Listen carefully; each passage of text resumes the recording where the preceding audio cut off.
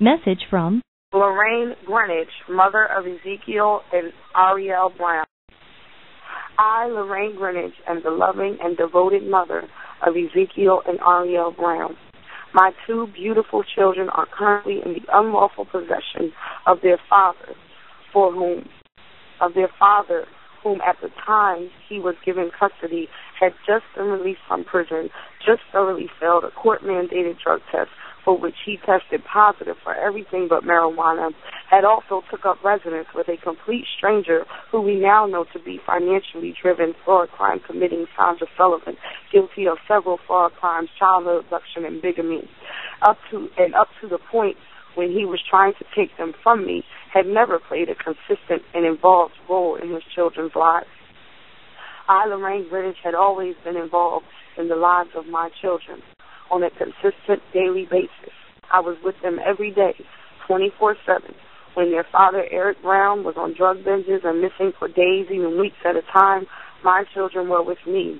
When Eric Brown left my children and I in poverty by using rent and bill money to selfishly get high, it was me, Lorraine Grinage, their mother, who made a way to keep us in our home and our family together. It was me, their mother, who protected my son Ezekiel's heart and mind from the painful abandonment he was forced to feel at his father's hand on a consistent basis. My son witnessed his father get high on more than one occasion. It was me who protected my son from the dangers of the cocaine paraphernalia and remains left behind by his careless father that could have killed him. I was married to Eric L. Brown in a small ceremony at his family's lifelong church by Eric's childhood pastor, Brother Clemens. The ceremony was witnessed by Eric's mother, Pamela Kendrick, and his stepfather, Willie Kendrick.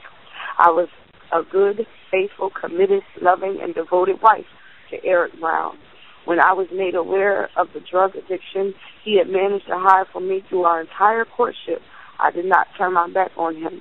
I stuck by him and wanted to do everything I could to help him be the man, the husband, and the father I knew he needed to be to earn his own self-respect. I stood for Eric through the lies he told and the heartbreak he caused. I stood for him. When he squandered his family's resources, I stood for him and fixed it. When he abandoned us, I prayed and waited for him to come home in one piece. When he came home dirty, hungry, and broken, I nurtured him. I burned bridges and lost friends in my efforts to uphold the vows I spoke on August 10, 2007. Message from Lorraine Grinage, continuing my statement.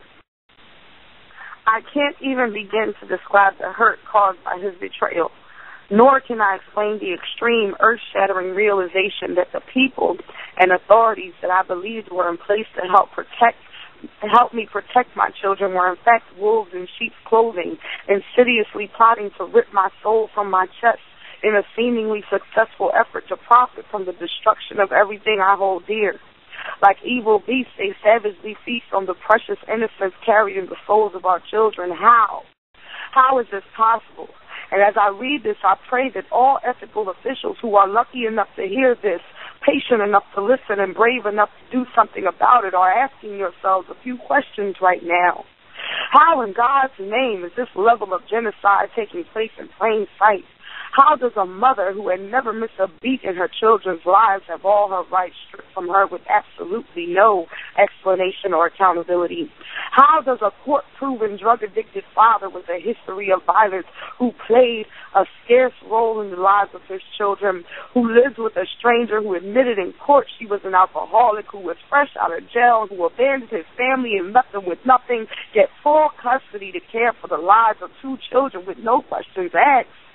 How does a judge get away with side room deals, off-the-record hearings, false imprisonment of a mother and grandmother, threats of jail if a mother and grandmother attempt to communicate with the court, telling a mother with no legal counsel present that he not only never looked at her evidence but went a step further by throwing precious, life-saving documents in the trash and lying in the faces of two United States federal marshals? How? Please, ask yourself these questions and be true to yourself when you answer them. And I promise you, you will have no choice but to acknowledge the extreme levels of corruption and foul play that have vastly spread and embedded itself throughout our city and our court systems. Allow yourself to feel the disgust and the shame when you realize that it has been you. You have been the pawn put on the front lines and used to distract the weak and the ignorant and take the fall while corrupt officials slaughter families, futures, and lives. Ask yourself, what if it were me? What if it was my child, my heritage, my reason for living that was being threatened? What would I do? You, the morally sound, ethical officials in the positions of influence are the ones with the most power. Take it back. Use it to save the lives of children. Use it to save the lives of loving mothers who die a little each day. They are forced to live without their reason for living. Use your power to strengthen the strands and bonds of a family's heritage. Use it to preserve the innocence in a child's eyes. Use it to restore the very principles on which our justice system was founded. Use it to uphold the integrity of our nation's constitution. Use it. Use your power to end the slaughter of children, end the rape of their innocence and the theft of their futures, end the unnecessary destruction of our families for financial gain. Fix it so not one more child has to miss their mommy for no reason at all. Use your power, do your best to end this. There has been an elephant in the room for some time now. Stop ignoring it. We all see it. The media sees it. Our schools see it. Our nation's future is crumbling as a result of it. Come out of the darkness. Acknowledge your position and what changes you can make with the message from Lorraine Grinage, finishing my statement. Stop cowardice,ly hiding behind the false sense of security provided in the weak explanations of your superiors. Ask questions and demand answers. Stop using fear of losing your careers as an excuse to be silent while the laws you took an oath to uphold are being spit on, and while we, the people you swore to protect, are losing our children, our families, our futures, our sanity, and our lives. Take action. Take action today, in this moment. Stand and take action. Don't let it have to directly affect you and your children for you to feel the pain of a nation. A message to my enemies. I am Lorraine Grinage, proud, loving, and devoted mother of Ezekiel, Zakiah, Leach, Wright Brown, and Ariel, Roxanne Brown. And I am tired, and I am weary, and every day I wake up and struggle to exist without my children, and I still don't know why. I am ashamed of my country. I am ashamed of my city. I am ashamed of my leaders. I was so scared of this monster at first, and I allowed it to break me until I realized that the exact same heritage that I wanted so much to be instilled in my children has been within me this entire time. The strength in my bloodline is uncomparable, and I know who I am, and I fear you no more. I am stronger and more angry than I ever thought I could be in my entire life. You are big, fat, lazy, greedy cowards who hide behind all those little people you tell lies to and pay big salaries to do your dirty work while you sit in your office with sweat on your brow and you pray that no one grows a brain and becomes wise to your schemes. You are nothing. And as our numbers rise and the great wall that protects you is being chipped away, and one day, when the last pebble falls, you will be revealed. You will be vulnerable. You will be exposed. You will have everything you ever held dear ripped from you as it was ripped from us. So take solace in what little time you have left feasting on our country's children, because we are growing in numbers. We are gaining strength through our pain, and we are fueled by a love more powerful than anything in this world, and that is the love we have for our children. And with every birthday missed, every Mother's Day spent alone, for every day we spend wishing just to smell our child's hair, with every fading memory and the knowledge of all the memories that will never be, our hatred for you is growing stronger than you realize. We are coming for our children. Our children were loved by God way before we even met them, and I am certain that his anger at your destruction of his angels is far greater than ours. And no matter how much money you have, no matter how much political clout you think you have, you are no match for our God. In his hands we lay, and in his blood we are covered, and in his name we are coming for our children. Fear us. All right. It's May 6, 2011. It is May 6, 2011. I am Roxanne Grinage, Ezekiel Brown and Ariel Brown's grandmama, and this is Lorraine Grinage, your mother. The mother of Ezekiel Zakiel Brown and Ariel Roxanne Brown, and the author of what you just heard, which is the galvanized new civil rights statement for federal crime victim voters committed to continuing to act lawfully, embracing our constitutional and patriotic democratic rights to participate in our electoral processes and own responsibility for exercising our right to vote. So many people fought and died for our right to vote. Do not become apathetic. Exercise your right to vote. DHS slaughtered families. Do vote. CPS corruption in government families. Do vote.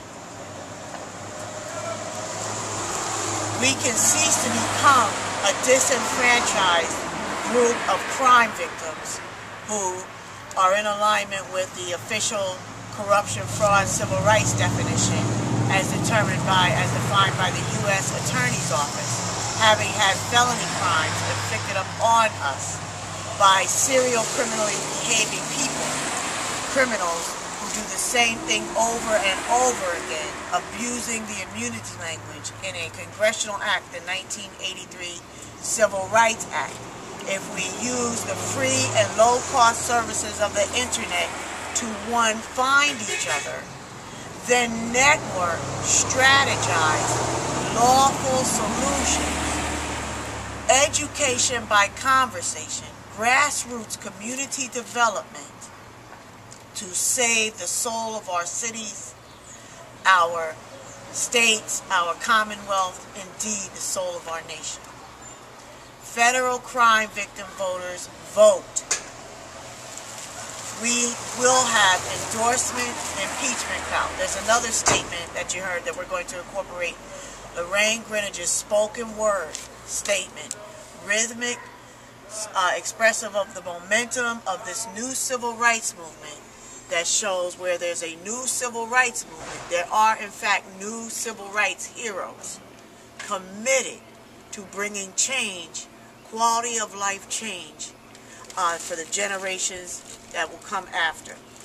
I want to say that this is May 6, 2011, exactly 1 year since you see on YouTube Lorraine and I's video statement, Time Capsule Messages to Ezekiel and Ariel Brown, where we demonstrate as a standard access mechanism, access to what? Those administrative services that would render contingently, raise quality of life by providing fair entry into those competitive processes that would cause us to be able to protect and own our ownership to our constitutional rights, our state constitutional rights, our U.S. constitutional rights to protect our families, protect our household earnings, our career contributions, theft of heritage, sense of self. So that was May 6th when Lorraine called me crying, saying that she was talking to Ezekiel on his father's cell phone, Eric L. Brown. I have 20 minutes of video before I got here today where you see us going to where Grinage Family Private Investigation sees Eric Brown still functioning at an auto shop, and what we found at the auto shop. More importantly, we're trying to gather the evidence to show to John Walsh. Well, anyway, let me finish this thought. It's a 1 year anniversary that we realized if we did time capsule messages using the free and low-cost services of the internet radio creates a podcast. Video journalism creates a URL, and domain ownership posting of verified documentation creates a URL that can be submitted to the official contact forms of the highest levels of law enforcement. Change the batteries.